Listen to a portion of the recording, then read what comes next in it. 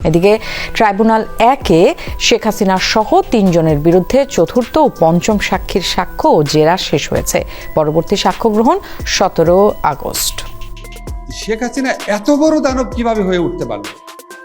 এত কষ্ট দিতে পারে মানুষকে, এত অত্যাচার করতে পারে, এত হত্যা করতে পারে, এত অবলীলায় কিভাবে সেটা হলো আর কি? আপনারা কিছু মনে করবেন না, আজকে আমি একটু পরিষ্কার করে আমি কথা বলতে চাই।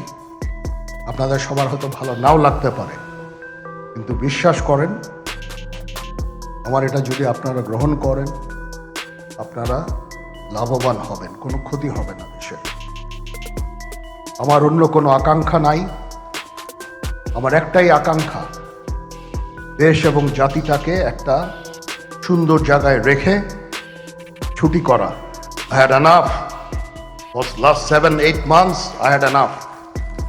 আগামী জাতীয় নির্বাচন সুষ্ঠু ও গ্রহণযোগ্য করতে নির্বাচনকালীন সময়ে এসপি-ওসিদের বদলি করা হবে লটারির মাধ্যমে।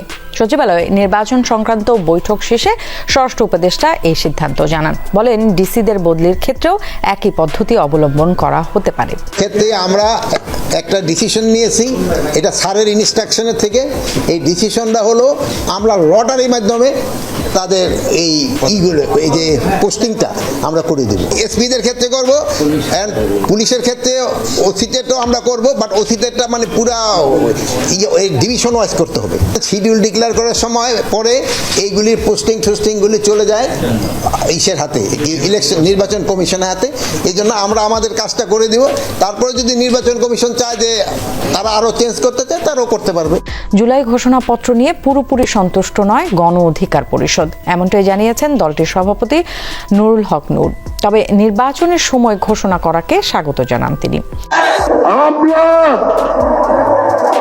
গণতন্ত্রের পথে চলেছি, বাংলাদেশে গণতন্ত্র ফিরিয়ে আনার যাত্রা শুরু হয়েছে। রংপুরের আবু সাইদ হত্যা মামলায় ৩০ জনের বিরুদ্ধে অভিযোগ গঠন করে আনুষ্ঠানিক বিচার শুরুর আদেশ দিয়েছেন ট্রাইব্যুনাল ২। আসামিদের অব্যাহতির আবেদন খারিজ করে আগামী ২৭ আগস্ট সূচনা বক্তব্য ও সাক্ষ্য গ্রহণের তারিখ নির্ধারণ করেছেন ট্রাইব্যুনাল।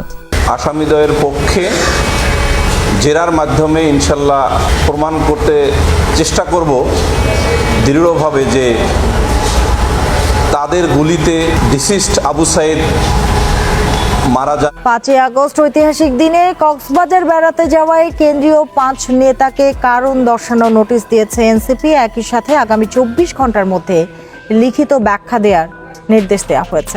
অংশগ্রহণমূলক নির্বাচন ও আওয়ামী লীগ প্রশ্নে তিনি বলেন, দলটির কার্যক্রমে নিষেধাজ্ঞা রয়েছে। আমার তো মূল ফোকাস ভোটার।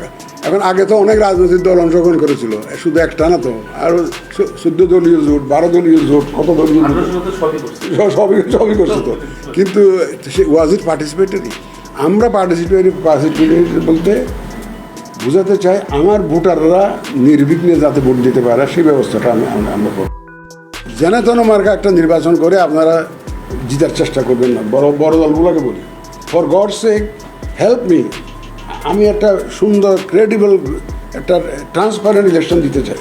আগামী বছর ফেব্রুয়ারির প্রথমার্ধে ভোট জানিয়ে সিইসি বলেছেন, ইসির উপর আস্থা ফিরিয়ে এনে ভোটারদের কেন্দ্রে আনা বড় চ্যালেঞ্জ। বুধবার নির্বাচন ভবনে এক ব্রিফিংয়ে এসব কথা বলেন প্রধান নির্বাচন কমিশনার এএমএম নাসির উদ্দিন। ফেব্রুয়ারিতে নির্বাচন আয়োজনে আপত্তি নেই এনসিপির, তবে হত্যাকাণ্ডের দৃশ্যমান বিচার এবং সংস্কার সরকারের দায়িত্ব বলে মন্তব্য করেছেন সদস্য সচিব আক্তার হোসেন। সরকার যে সময়সীমার মধ্যে নির্বাচন আয়োজন করতে চায় তাতে আমাদের আপত্তির কোনো জায়গা নেই। নির্বাচনের পূর্বেই বিচারকে দৃশ্যমান করা এবং সংস্কারকে বাস্তবায়ন করা এই সরকারের অবশ্য কর্তব্য। একই সাথে নির্বাচনের পূর্বেই মাঠ প্রশাসনের নিরপেক্ষতা নিশ্চিত করা এবং লেভেল প্লেইং ফিল্ড নিশ্চিত করা অবশ্যই সরকারকে আমাদের কাছে প্রতিশ্রুতি ব্যক্ত করতে হবে।